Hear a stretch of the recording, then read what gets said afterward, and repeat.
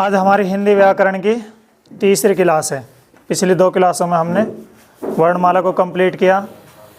पहली क्लास थी उसमें स्वर, दूसरी क्लास में व्यंजन। आज हम संज्ञा को पढ़ने जा रहे हैं। ठीक है,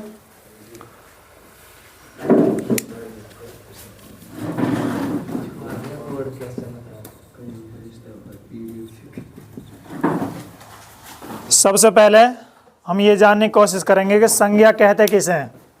संज्ञा कहते किसे हैं? जो संज्ञा शब्द है ये 2 शब्दों से मिलकर बना है।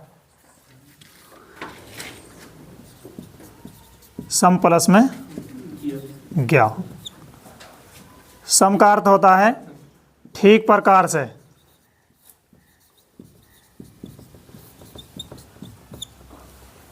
या सही तरह। और ज्ञा एक धातु है जिससे क्या बना? ज्ञान। ज्ञान कहते हैं जानने के अर्थ में। ठीक है, जानने के अर्थ में।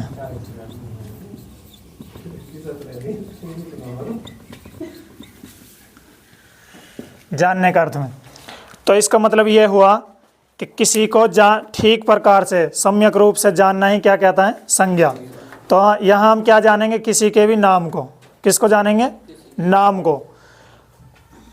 अगर मोटे तौर पर कहें हम तो किसी के भी नाम को संज्ञा कहते हैं। दुनिया में जितनी भी चीज़ें हैं, चाहे व्यक्ति हो, वस्तु हो, स्थान हो, भाव हो, गुण हो, दोष हो, हर चीज़ के नाम को क्या कहेंगे?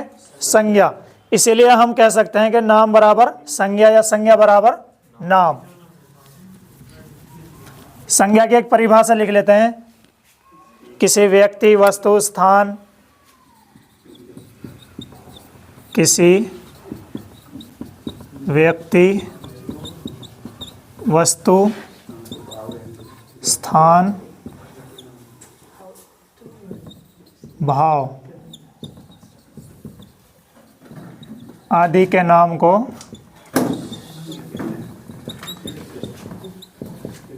संज्ञा कहते हैं।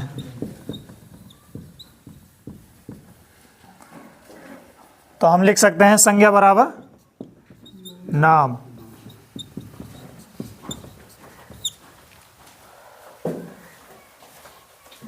जैसे उदाहरण देखते हैं, जैसे किसी का भी नाम रमेश हो गया, वस्तु कुछ भी, कुर्सी हो गई, मेज हो गई, कुछ भी, स्थान किसी भी शहर का नाम, किसी भी देश का नाम, जैसे हमने लिख दिया दिल्ली। और भाव में क्या आ जाएगा? जैसे दुख, प्रेम, है ना, कुछ भी वगैरह। इनको क्या कहते हैं? संज्ञा। अच्छा, अब हमने ये जान लिया कि संज्ञा किसी का भी नाम होता है। किसी के भी नाम को क्या कहते हैं? संज्ञा। अब संज्ञा के भेद, संज्ञा के भेद कितने होते हैं? सबसे पहले प्राचीन हिंदी के अनुसार इसके 5 भाग होते हैं। कितने होते हैं? प्राचीन हिंदी के अनुसार।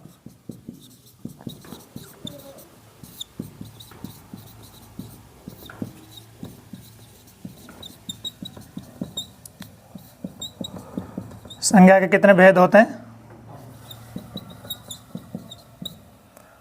5 होते हैं। और आधुनिक हिंदी के अनुसार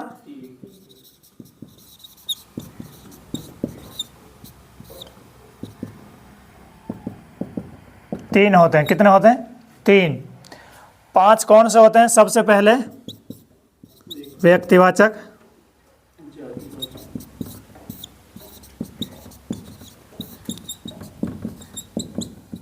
दूसरा जातिवाचक,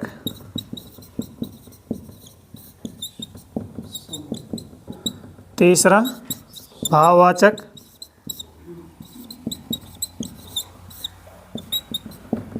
चौथा द्रव्यवाचक,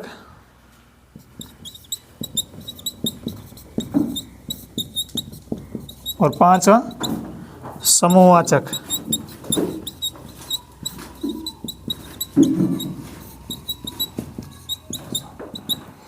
यह प्राचीन हिंदी के अनुसार। ठीक है, लेकिन आधुनिक हिंदी में हम मूल रूप से कितने भाग हैं इसके? 3। तीन भागों में बांटते हैं, कौन कौन से? ये तीनों, व्यक्तिवाचक, जातिवाचक और भाववाचक। ये दो कहाँ गायब हो गए? ये खत्म नहीं हुए, बल्कि कहाँ गए? इनको जातिवाचक के अंदर ही रखते हैं। किसके अंदर? जातिवाचक के ही पार्ट होते हैं। कौन कौन से? एक द्रव्यवाचक और समूहवाचक।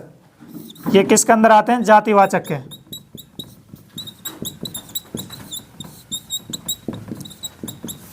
इसी के अंतर्गत अब इनको काउंट किया जाता है। तो अगर पेपर में आ जाए मूल रूप से संज्ञा के कितने भेद होते हैं, तो क्या लगाएंगे? 3। और अगर मूल रूप ना आकर क्या आ जाए, संज्ञा के कुल कितने भेद होते हैं या संज्ञा के कितने भेद होते हैं, तो हम कितना लगाएंगे? 5, क्योंकि प्राचीन हिंदी के अनुसार इसके 5 भाग होते हैं। अब हम देखेंगे सबसे पहले व्यक्तिवाचक संज्ञा किसे कहते हैं।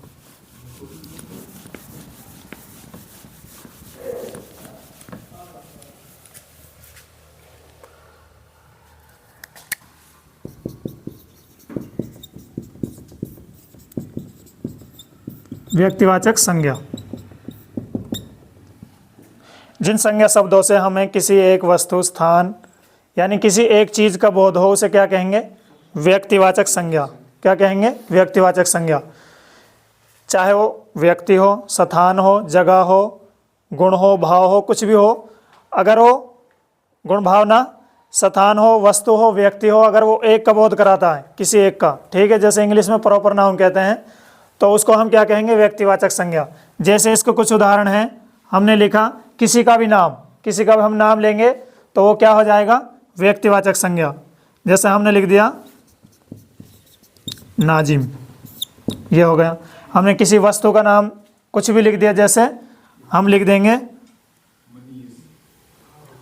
हम जैसे जगह का नाम लिख दें, किसी का भी, किसी इमारत का नाम लिख दें, जैसे लाल किला, ठीक है, लाल किला।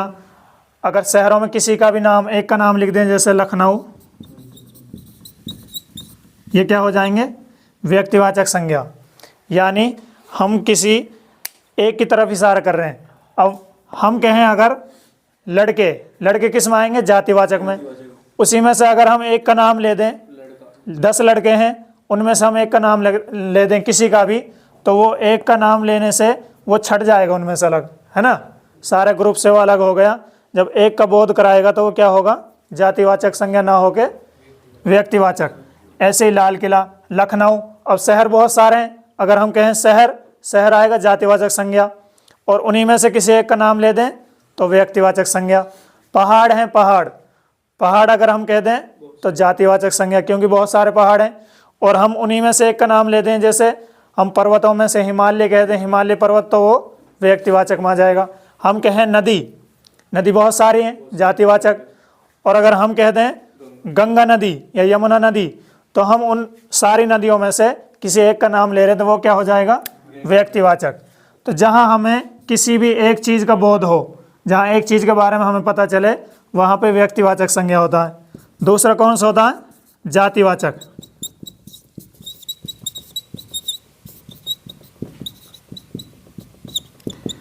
यहाँ पे हम देखते हैं वो संज्ञा शब्द जिनसे हमें किसी पूरे ग्रुप का, यानी जो एक जैसी चीज़ें दिखती हैं, उस सारे ग्रुप का जो शब्द हमें बोध कराते हैं, वो क्या होते हैं? जातिवाचक संज्ञा। वो संज्ञा शब्द जिनसे हमें किसी पूरे ग्रुप या समूह का बोध हो, उसको क्या कहते हैं? जातिवाचक संज्ञा। जैसे हमने कहा पर्वत, नदी, पेड़। अच्छा, जातिवाचक संज्ञा में सारे जानवरों के नाम, जानवर अगर हमने कोई से भी जानवर का नाम लिया, कुत्ता, बिल्ली, घोड़ा, कुछ भी, तो ये किसके अंदर आएंगे? जातिवाचक संज्ञा के अंदर। सारे जानवरों के नाम, सभी फलों के नाम,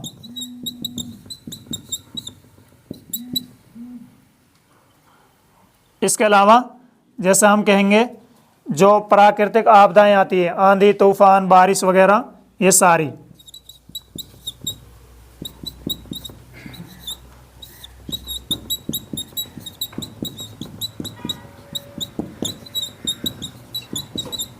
जैसे आंधी हो गई, बारिश हो गई, तूफान हो गया, भूकंप वगैरह कुछ भी, ये सब किसके अंदर आएंगे? जातिवाचक के अंदर। सभी जानवरों के नाम हो गए, फलों के नाम हो गए, यानी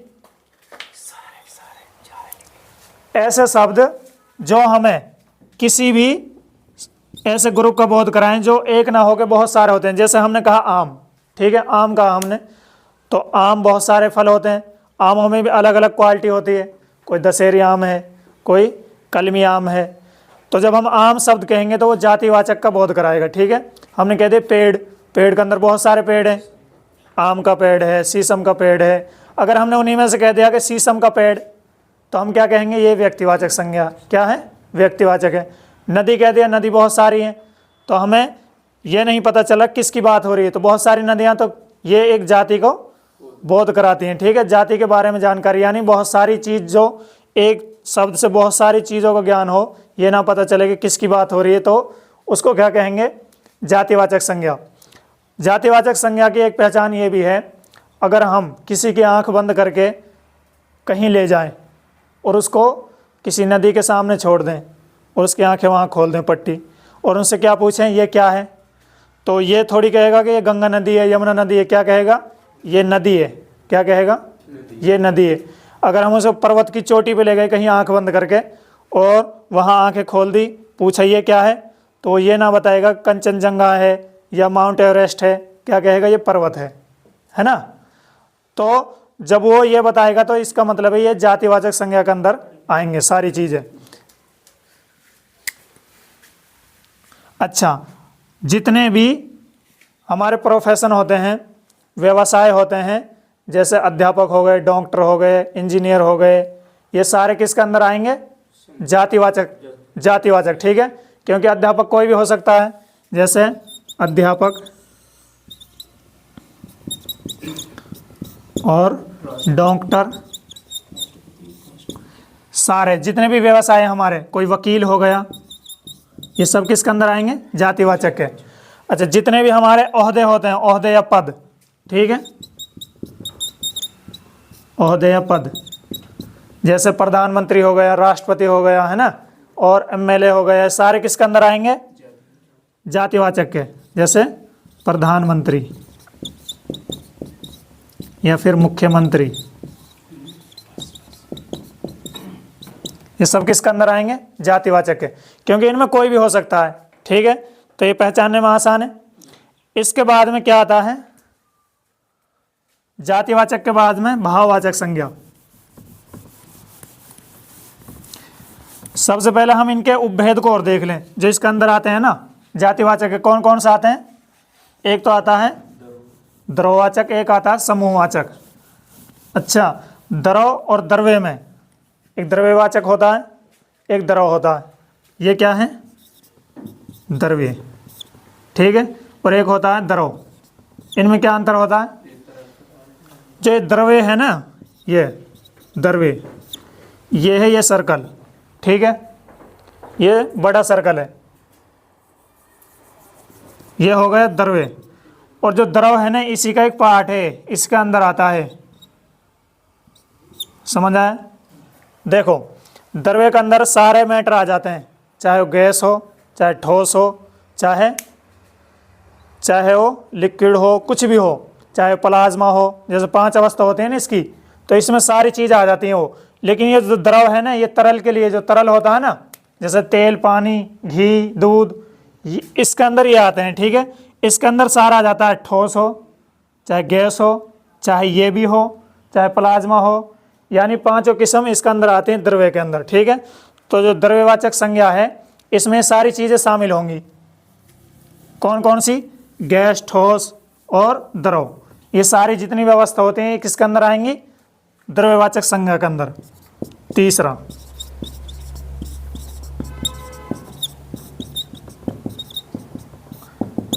ये वो संज्ञा शब्द होते हैं जिनको हम गिन नहीं सकते। इसकी क्या पहचान होती है? जिनको गिना नहीं जा सकता।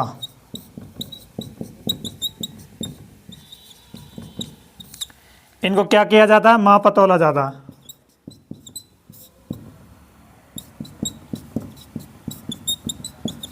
माप तोल सकते हैं। जैसे उदाहरण दो, जैसे हो गया पानी, घी, चावल,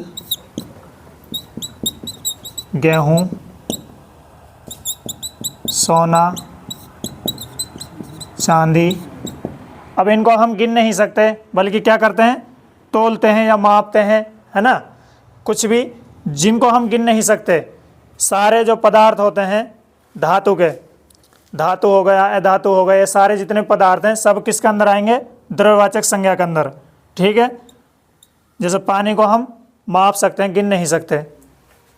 10 बोतल पानी है तो बोतल गिन रहे हैं ना, पानी नहीं गिन रहे। पानी को हम माप सकते हैं कितना लीटर है। ऐसे घी को माप सकते हैं, चावल को कितना केजी है, ऐसे गेहूं को, सोना चांदी सब ये किसके अंदर आएंगे? द्रव्यवाचक संज्ञा के अंदर। चौथा है समूहवाचक।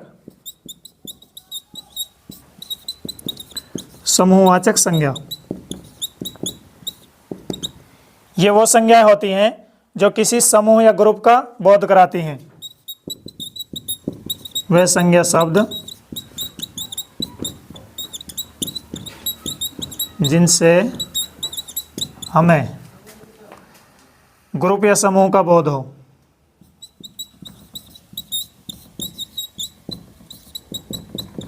बोध मतलब जानकारी हो। जैसे हमारा हो गया कक्षा। कक्षा किसी एक बच्चे से नहीं बनी, बल्कि मिलके बनी है छात्रों से। अगर छात्र कहेंगे तो कौन सी संज्ञा होगी? जातिवाचक, क्योंकि बहुत सारे छात्र होते हैं। छात्रों से जो मिलके बनी है वो क्या है? कक्षा। परिवार हो गया उदाहरण में, जैसे कक्षा, परिवार,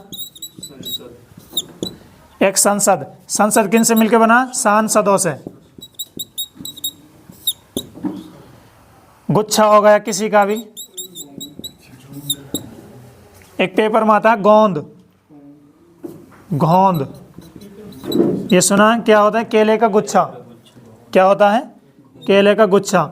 और बहुत सारे हैं जो ग्रुप जो मिलकर बनते हैं, जैसे गिरोह हो गया। गिरोह किसका होता है? डाकुओं का। और जैसे कमेटी हो गई, सभा हो गई, बहुत सारे उदाहरण इसमें, सभा आदि, है ना। यानी जो मिलके बनती है, कुछ भी हो, परिवार, कक्षा, सभा, समिति, कमेटी और गुच्छा, संसद, ये किसके अंदर आएंगे? ये आएंगे समूहवाचक। किसके अंदर आएंगे? समूहवाचक। अब जो 5वीं संज्ञा बची है हमारी, वो कौन सी है? भाववाचक। वो कौन सी है? भाववाचक।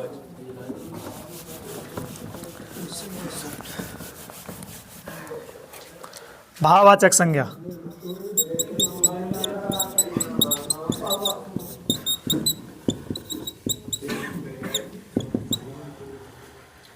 भाववाचक संज्ञा के अंदर क्या आएंगे?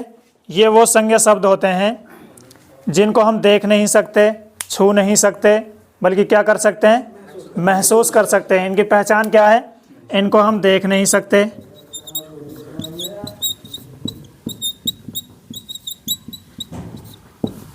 छू नहीं सकते, फिर क्या कर सकते हैं? तो महसूस कर सकते हैं।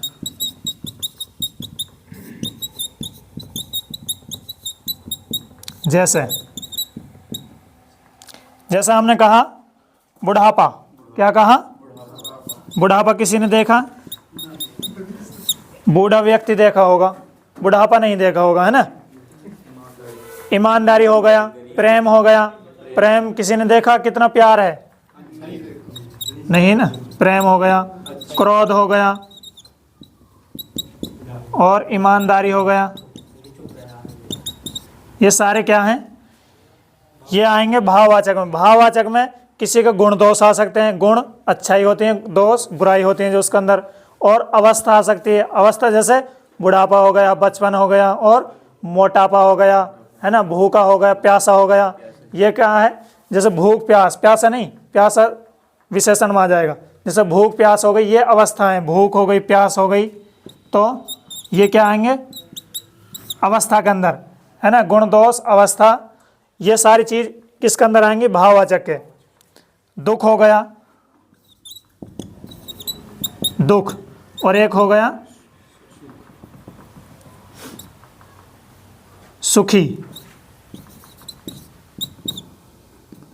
अच्छा, दुख और सुखी, ये सुख क्यों नहीं लिखा पता? देखो, अगर हम इसको संज्ञा के साथ लगाएंगे दुख को, हम कहेंगे दुख व्यक्ति, ऐसे बोलता है कोई? क्या बोलते हैं? दुखी व्यक्ति। तो दुखी विशेषण है और दुख क्या है, संज्ञा।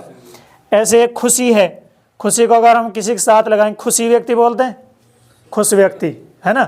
तो खुश विशेषण है और खुशी क्या है, संज्ञा है। जो भाववाचक संज्ञा होती है ना, ये बहुत सारी चीज़ों से मिलकर बनती है, जैसे सर्वनाम से मिलकर बनती है, क्रिया से भी बन जाती है और विशेषण से भी बनती है, सारी चीज़ों से मिलकर बनती है ये। इसको हम बाद में बताएंगे। अब देखो, इसकी एक आसान पहचान क्या है कि हम जो भाववाचक संज्ञा है ना, इसको किसी बर्तन में रख के देखें। किस में? बर्तन में। किसी बर्तन में रख के देखें, अगर ये उसमें आ गई तो ये भाववाचक संज्ञा नहीं होगा, जैसे हम पहचान करेंगे। और अगर उसमें ना आई तो ये भाववाचक संज्ञा होगी। जैसे बताओ, मिठाई कौन सी संज्ञा? मिठाई, मिठाई बताओ, मिठाई कौन सी संज्ञा है? बोलो, कौन सी है? जातिवाचक। और मिठाइयाँ लिख दी मैंने, अब बताओ ये कौन संज्ञा? मिठाइयाँ लिख दी, कौन सी संज्ञा होगी? ये भी जातिवाचक हैं दोनों, जातिवाचक ये है और ये भी जातिवाचक है, ठीक है।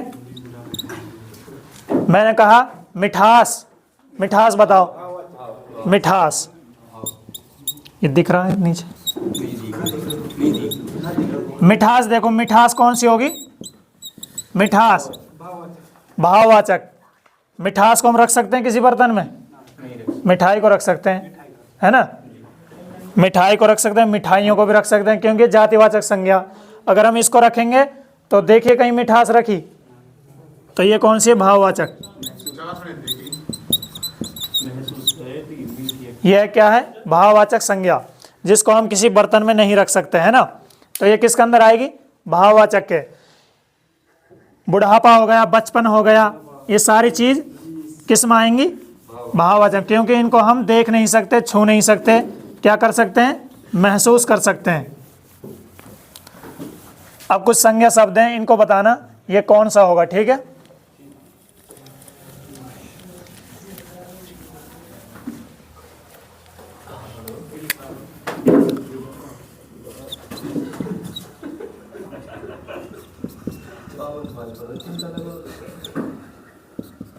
गंगा नदी, पहाड़,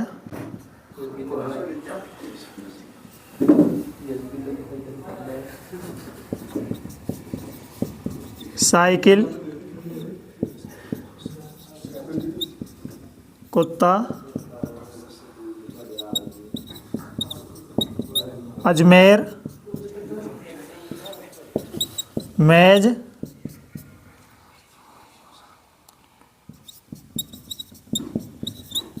लंबाई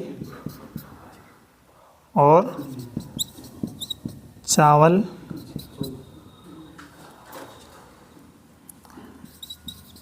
हवा,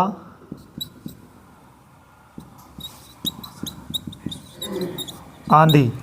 सबसे पहले बताओ, गंगा नदी ये कौन सी संज्ञा होगी? व्यक्तिवाचक, क्योंकि नदी तो होती है जाति, लेकिन हमने गंगा लगा दिया तो ये क्या बन गई? व्यक्तिवाचक। ये क्या बन गई? व्यक्तिवाचक संज्ञा, ठीक है। इसके बाद देखो पहाड़, पहाड़ बहुत सारे हैं, किसी का एक का नाम नहीं लिया तो क्या है? जातिवाचक। इसके बाद साइकिल, देखो साइकिल किस में आएगी? बहुत सारी साइकिल होते हैं, किस में आएगी? जातिवाचक में। इसके बाद देखो कुत्ता, जातिवाचक, क्योंकि बहुत सारे कुत्ता हैं, यहाँ मैं लिख देता टॉमी कुत्ता, व्यक्तिवाचक हो जाता।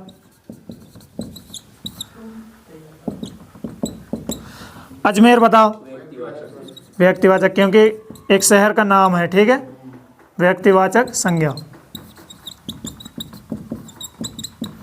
इसके बाद मेज बताओ, बहुत सारी मेज होती हैं। मेज क्या हो जाएगा? जातिवाचक संज्ञा। लंबाई बताओ, लंबाई, लंबाई, लंबाई होगा भाव। लंबाई किसी ने देखी है?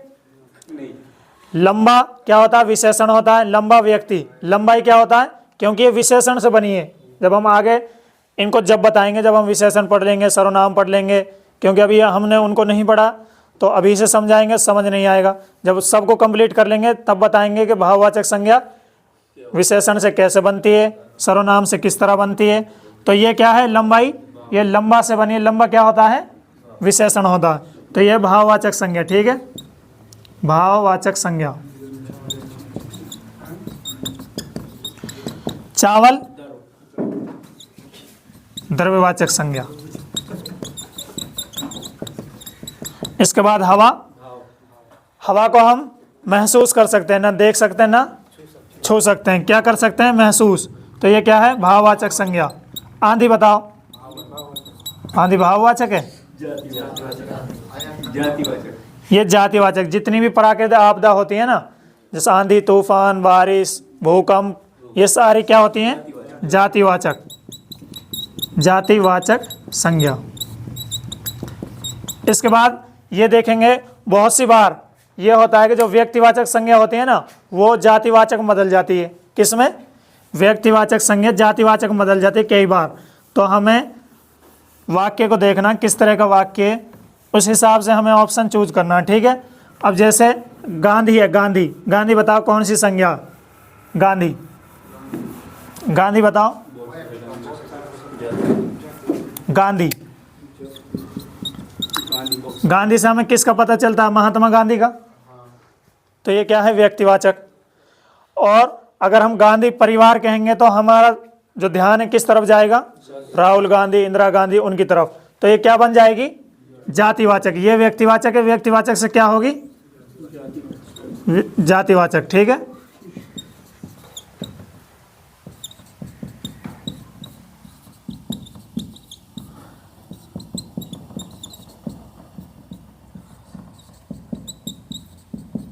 ऐसे हम कहते हैं रावण, रावण व्यक्तिवाचक है। लेकिन हम जब कहेंगे कि आजकल दुनिया में बहुत सारे रावण पैदा हो चुके हैं, तो एक जाति की तरफ इशारा होगा। बहुत सारे रावणों की बात हो रही है तो वो एक जाति की तरफ इशारा करेगी, तो वहाँ रावण क्या हो जाएगा? जातिवाचक संज्ञा। परिवार क्या होता है? परिवार, परिवार होता है समूहवाचक संज्ञा। अभी बताया परिवार क्या होता है? समूहवाचक संज्ञा। लेकिन ये भी जातिवाचक में बदल जाएगा। तो इसलिए हमें वाक्य को देखना किस तरह का वाक्य है। जैसे हम कहेंगे, अगर वाक्य आ जाए कि सरकार ने आंधी या तूफान आने पर परिवारों को 10-10 हज़ार का मुआवजा दिया, तो वहाँ परिवार एक की बात ना हो रही, बहुत सारे परिवारों की, तो वहाँ क्या हो जाएगा? जातिवाचक। ठीक है ना। वो समूहवाचक था, किस में आ गया? जातिवाचक में। तो हमें बहुत सारी संज्ञा ऐसे बदलेंगी। हमें वाक्य को पढ़ना किस तरह का वाक्य है, क्या पूछना चाह रहे हैं। ठीक है ना। तो ये कंफ्यूज नहीं होना है। बहुत सारी ऐसे बदलेंगी, तो वहाँ हमें देखना है कि वाक्य में पूछा क्या जा रहा। तो आज के लिए इतना काफ़ी है।